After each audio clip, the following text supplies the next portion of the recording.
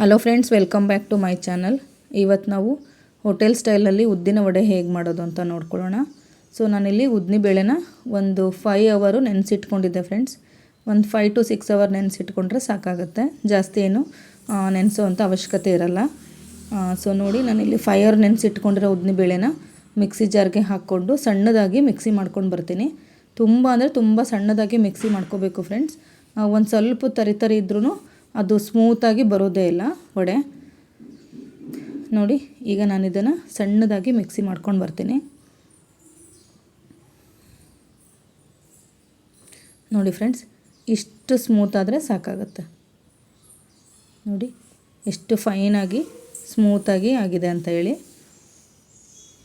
So ನಾನು ಇದನ್ನು next ಇವಾಗ ಒಂದು ಬೌಲ್ಗೆ ಟ್ರಾನ್ಸ್ಫರ್ ಮಾಡ್ಕೊಳ್ತೀನಿ. ತುಂಬ ಅಂದರೆ ತುಂಬ ಸ್ಮೂತಾಗಿ, ಒಳಗಡೆ ಎಲ್ಲ ಹೊರಗಡೆ ಎಲ್ಲ ಕ್ರಿಸ್ಪಿಯಾಗಿ, ಒಳಗಡೆ ಎಲ್ಲ ಸ್ಮೂತಾಗಿ ಬರುತ್ತೆ. ನೋಡಿ, ಈ ಕನ್ಸಿಸ್ಟೆನ್ಸಿಯಲ್ಲಿ ರುಬ್ಕೊಂಡ್ರೆ ಸಾಕಾಗುತ್ತೆ ಫ್ರೆಂಡ್ಸ್ ನಾವೀಗ. ಸೊ ನೆಕ್ಸ್ಟ್ ಇದಕ್ಕೆ ನಾನು ಮಸಾಲಾನ ಆ್ಯಡ್ ಮಾಡ್ತಾಯಿದ್ದೀನಿ. ಸೊ ಇದಕ್ಕೆ ನಾನು ಒಂದು ಸ್ವಲ್ಪ ಕೊತ್ತಂಬರಿ ಸೊಪ್ಪು, ಒಂದು ಸ್ವಲ್ಪ ಕರಿಬೇವಿನ ಸೊಪ್ಪು, ಒಂದು ಸ್ವಲ್ಪ ಶುಂಠಿ ಪೀಸಸ್ಸು ಮತ್ತು ಸ್ವಲ್ಪ ಹಸಿಮೆಣ್ಸಿನ್ಕಾಯಿನ ಕಟ್ ಮಾಡ್ಕೊಂಡಿದ್ದೆ, ಸ್ವಲ್ಪ ಹಸಿ ಕೊಬ್ಬರಿನ ಕಟ್ ಮಾಡಿ ಇಟ್ಕೊಂಡಿದ್ದೆ ಫ್ರೆಂಡ್ಸ್. ಇಷ್ಟು ಮಸಾಲೆ ಹಾಕಿದ್ರೆ ಸಾಕಾಗುತ್ತೆ. ಸೊ ಸೇಮ್ ಹೋಟೆಲ್ ಸ್ಟೈಲಲ್ಲೇ ಬಂದಿತ್ತು ಫ್ರೆಂಡ್ಸ್ ಇದು ವಡೆ. ಫ್ರೆಂಡ್ಸ್, ನೀವೇನು ನಮ್ಮ ಚಾನಲ್ನ ಸಬ್ಸ್ಕ್ರೈಬ್ ಆಗಿಲ್ಲ ಅಂದರೆ ಸಬ್ಸ್ಕ್ರೈಬ್ ಆಗಿ, ಲೈಕ್ ಮಾಡಿ, ಕಾಮೆಂಟ್ ಮಾಡಿ, ಈ ವಿಡಿಯೋನ ನಿಮ್ಮ ಫ್ರೆಂಡ್ಸ್ ಮತ್ತು ಫ್ಯಾಮಿಲಿ ಮೆಂಬರ್ಸ್ಗೆಲ್ಲ ಶೇರ್ ಮಾಡಿ ಫ್ರೆಂಡ್ಸ್. ನೋಡಿ, 1 ಸ್ಪೂನಷ್ಟು ನಾನಿಲ್ಲಿ ಉಪ್ಪು ಹಾಕ್ಕೊಳ್ತಾ ಇದ್ದೀನಿ. ಸೊ ರುಚಿಗೆ ಎಷ್ಟು ಬೇಕೋ ಅಷ್ಟು ಉಪ್ಪನ್ನು ಹಾಕ್ಕೊಳ್ಬೋದು ಫ್ರೆಂಡ್ಸ್ ನಾವು. ತುಂಬ ಈಸಿಯಾಗಿ ಬೇಗನೆ ಒಂದು 10 ಮಿನಿಟ್ಸಲ್ಲೇ ಮಾಡ್ಕೊಂಡು ಬಿಡ್ಬೋದು. ನೋಡಿ ಫ್ರೆಂಡ್ಸ್, ಸ್ವಲ್ಪ ಒಂದು ಹಾಫ್ ಟೀ ಸ್ಪೂನಷ್ಟು ಸೋಡಾ ಹಾಕ್ಕೊಂಡಿದ್ದೀನಿ ನಾನಿಲ್ಲಿ. ಸೋಡಾ ಆಪ್ಷನಲ್ ಫ್ರೆಂಡ್ಸ್, ಬೇಕಾದರೆ ಹಾಕ್ಕೋಬೋದು, ಬೇಡ ಅಂದರೆ ಬಿಡ್ಬೋದು. ಸೊ ಸೋಡಾ ಹಾಕಿದರೆ ಸ್ವಲ್ಪ ಗರಿಯಾಗಿ ಬರುತ್ತೆ ಅಂತ ನಾನು ಆ್ಯಡ್ ಮಾಡ್ತಾಯಿದ್ದೀನಿ ಅಷ್ಟೇ.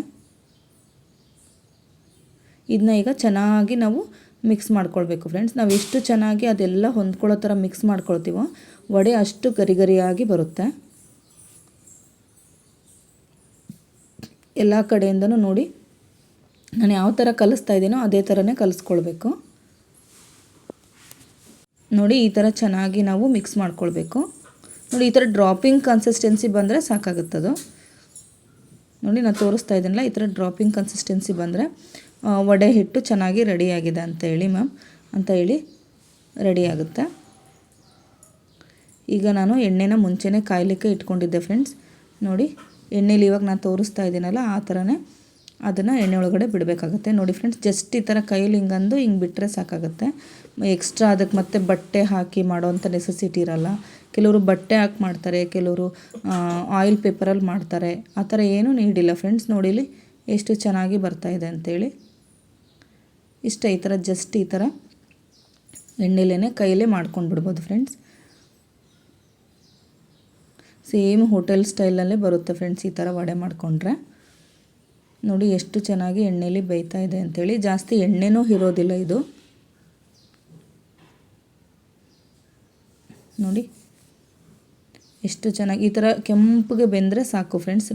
ಫುಲ್ ಗೋಲ್ಡನ್ ಫ್ರೈ ಆಗಿ ಬಂದುಬಿಡ್ತು ಅಂದರೆ ವಡೆ ರೆಡಿಯಾಗಿದೆ ಅಂತ ಅರ್ಥ.